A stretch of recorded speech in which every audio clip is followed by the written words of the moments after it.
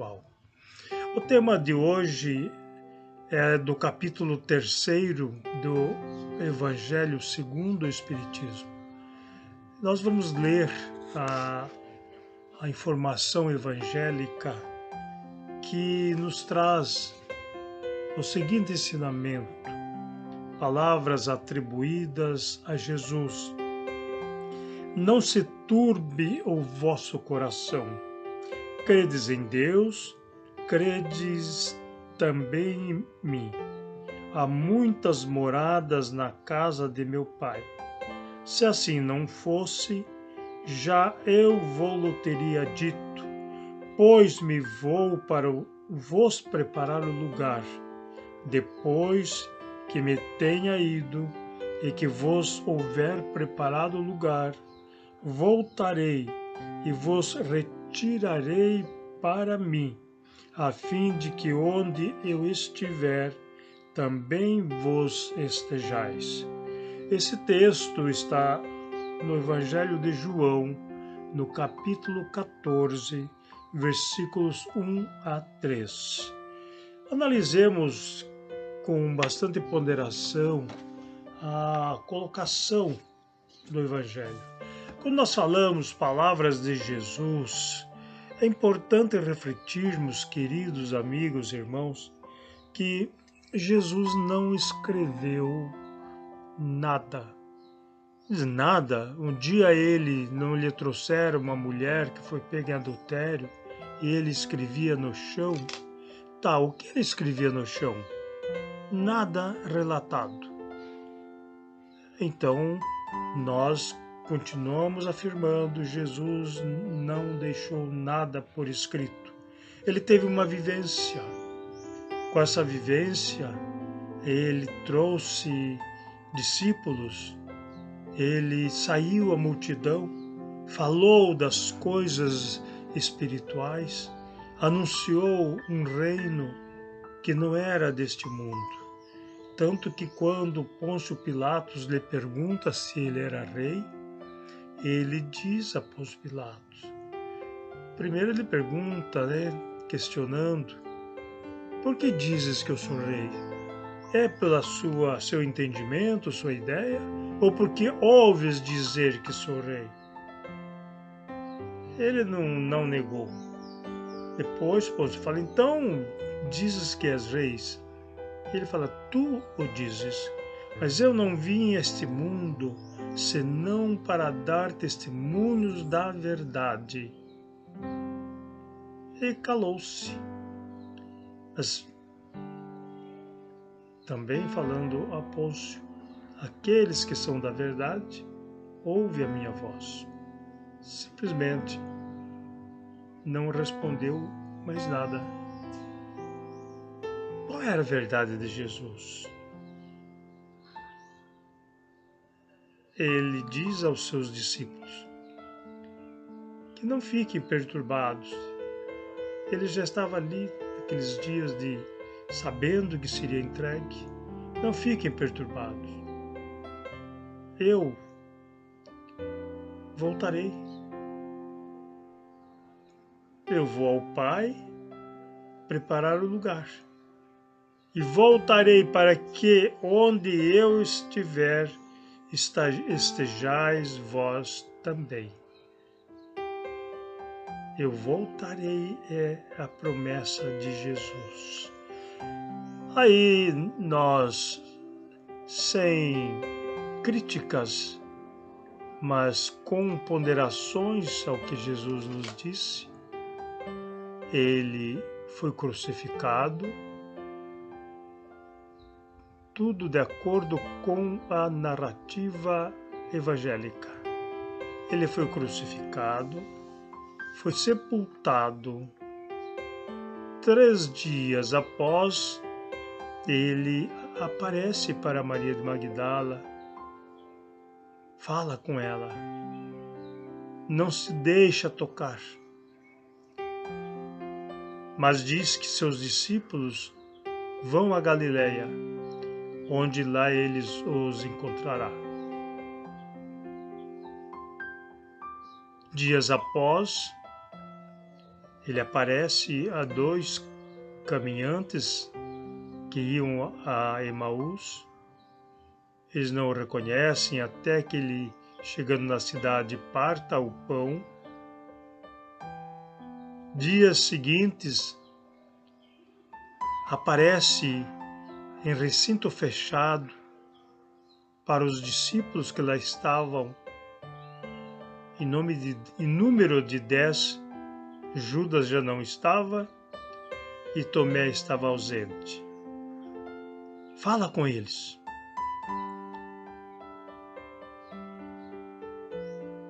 Quando Tomé é informado da presença do Mestre, ele diz: eu não creio, só crerei se vê-lo.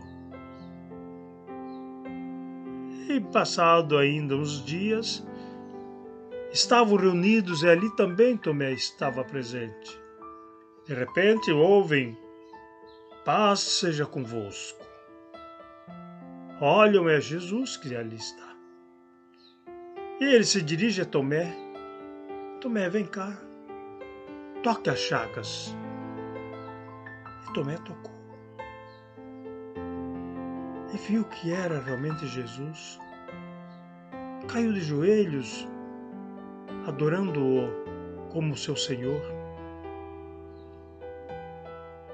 Mas Jesus estava ali em carne e osso? Não.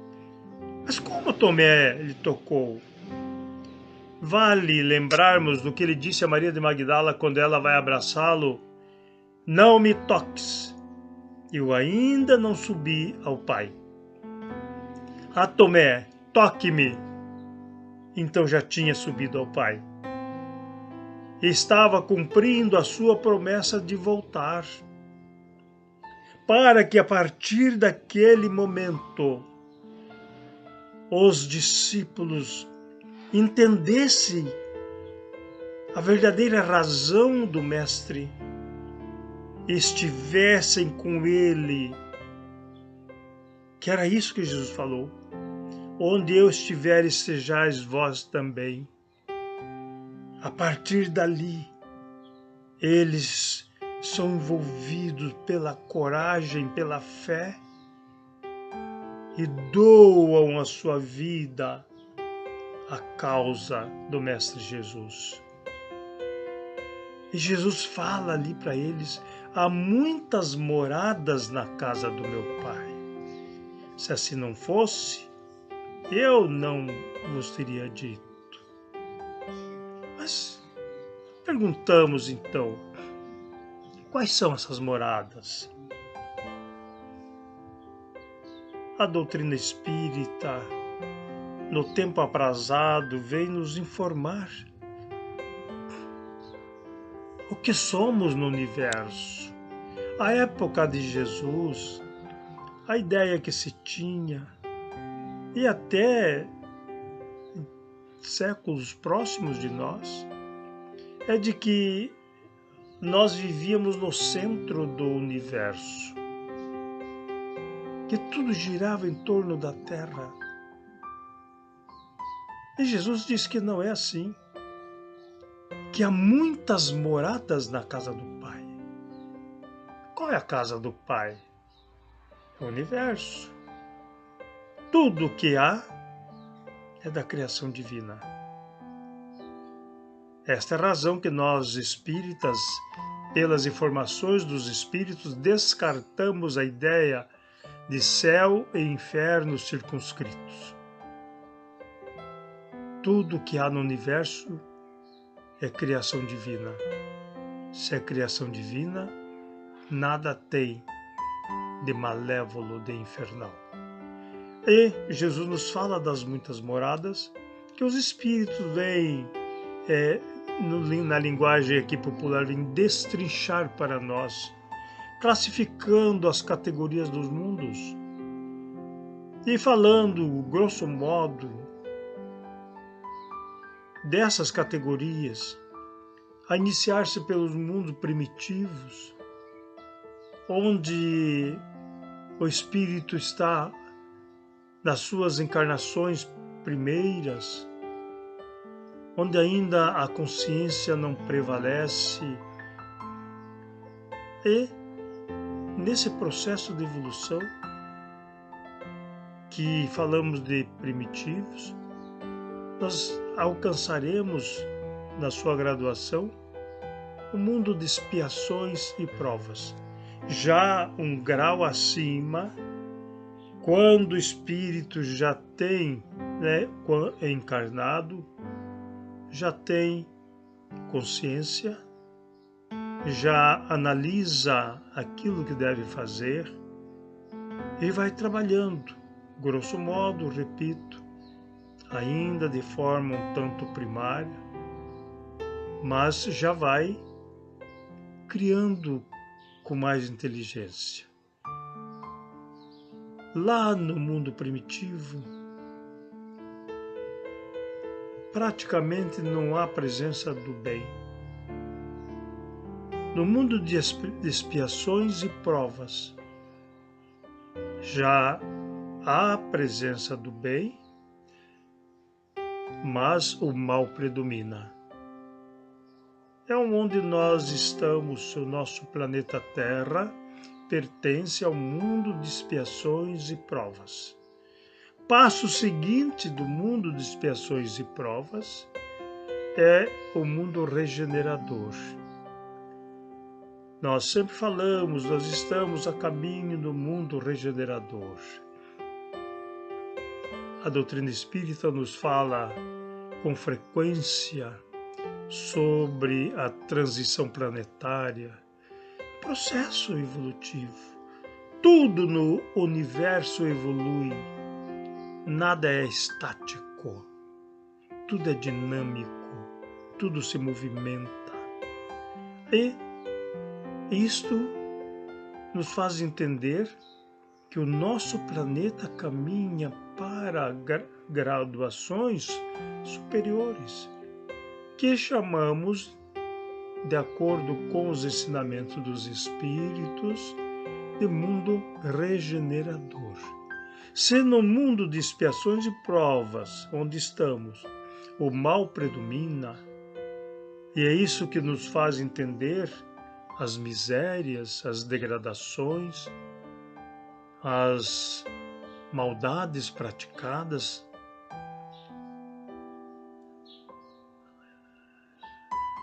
é isto do mundo de expiações e provas. O mal ainda predomina. Adentrando ao mundo regenerador, teremos já um certo equilíbrio entre o bem e o mal, mas ainda com a presença do mal. Ganhamos força para superá-los. Após o mundo regenerador, nós estaremos nos inaugurando no mundo felizes.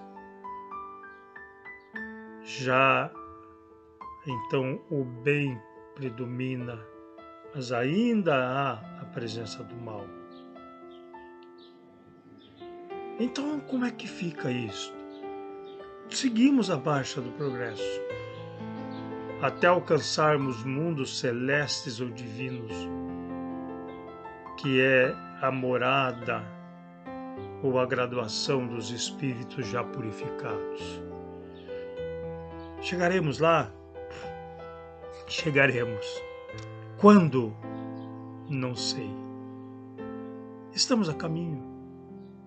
Um tanto recalcitrantes muitas vezes, repetindo erros, equívocos, tropeçando, caindo e seguindo. Isso faz parte da lei divina. A nossa purificação pelos nossos esforços. Mas então Deus não nos salva? Eu diria aos irmãos com toda certeza, não. Deus nos dá condições para que nós nos salvemos. Quando se fala, mas nós nos salvamos pela fé, basta ter fé, não é verdade. Tiago nos fala, apresente-me a tua fé sem obras. e eu apresentarei as minhas obras com fé. O que nos redime, o que nos eleva, o que nos transforma espiritualmente é o que nós realizamos de bem. Esta é a razão que a doutrina espírita nos fala que fora da caridade não há salvação. Certa feita, alguém perguntou a um sacerdote que eu conheci: Padre, se o senhor não fosse católico, não fosse padre, qual seria a sua religião? Ele, voltando-se a essa senhora, respondeu: eu seria espírita. Credo, padre, espírita? Sim. Por quê, padre? Por uma única razão. A máxima da doutrina espírita é: fora da caridade não há salvação. Era um sacerdote católico, fiel à sua doutrina, à sua religião, mas com a mente aberta. Com toda certeza, para ele fazer essa afirmação, ele já tinha lido o Evangelho segundo o Espiritismo. E com toda certeza, diríamos, teria levado as suas mensagens na sua igreja, ensinamentos da doutrina espírita, que é a mensagem trazida pelos Espíritos para a redenção de cada um de nós. Então, queridos amigos, quando nós falamos do progresso dos mundos, é isto. Nós vivemos no universo. Ao morrermos ou desencarnarmos, nós vamos entrar na dimensão espiritual, na vibração que nós possuímos, que nós conquistamos. Nós não vamos para o céu como aquele troféu recebido porque fizemos o bem e agora nós vamos viver eternamente ouvindo as liras ou harpas, os instrumentos angelicais, cantando ou ouvindo canções ociosos. Não. Jesus nos fala: o Pai trabalha sempre, eu trabalho também. Então, quanto mais adquirimos condições, mais realizações teremos condições para promovê-la. É o processo da evolução espiritual. Portanto, quando falamos de muitas moradas na casa do meu Pai, este é um dos princípios da doutrina espírita. A aceitação da pluralidade dos mundos habitados. À época, repetindo, a ideia era que a Terra é o centro do universo e nada mais haveria a não ser as estrelas para ornamentar o espaço. Hoje sabemos que o nosso planeta azul é um pingo na nossa galáxia, que tem mais de 100 bilhões, há os que dizem 200 bilhões de corpos estelares. E ainda a nossa galáxia, a Via Láctea, é uma das menores dos milhares e milhares de constelações ou de galáxias do nosso universo. A ciência, por mais avançada que já esteja, ainda não conhece o universo na sua totalidade. Um dia conheceremos. Quando chegarmos à condição de espíritos puros, poderemos transitar neste universo do Pai Celestial. Queridos amigos, São rápidas as nossas palavras. Nós aqui fazemos de forma monologal, para usar o termo aqui, mas interagindo, querendo interagir com cada um dos irmãos, para que no raciocínio possam entender o que somos. Por que estamos neste mundo? Nós viemos de mundos primitivos. Por que estamos aqui? Para onde iremos? Até alcançarmos a felicidade geral ou total, ou integral, se quiserem. É assim que nós seguimos, de acordo com a misericórdia divina. Deus nos dá a inteligência, a razão e o livre-arbítrio, para que, com esses atributos, nós façamos a nossa caminhada, eliminando os nossos defeitos, adquirindo as virtudes, até que um dia não mais tenhamos defeitos e sejamos as virtudes e nos coloquemos sempre a serviço do bem, do amor e da paz. Queridos irmãos, que Jesus esteja conosco, que nos ilumine, que a espiritualidade maior nos assista nas nossas necessidades, iluminando as nossas mentes, a nossa consciência, para que a cada dia demos um passo na direção da felicidade. Que Deus nos abençoe. Muita paz a todos.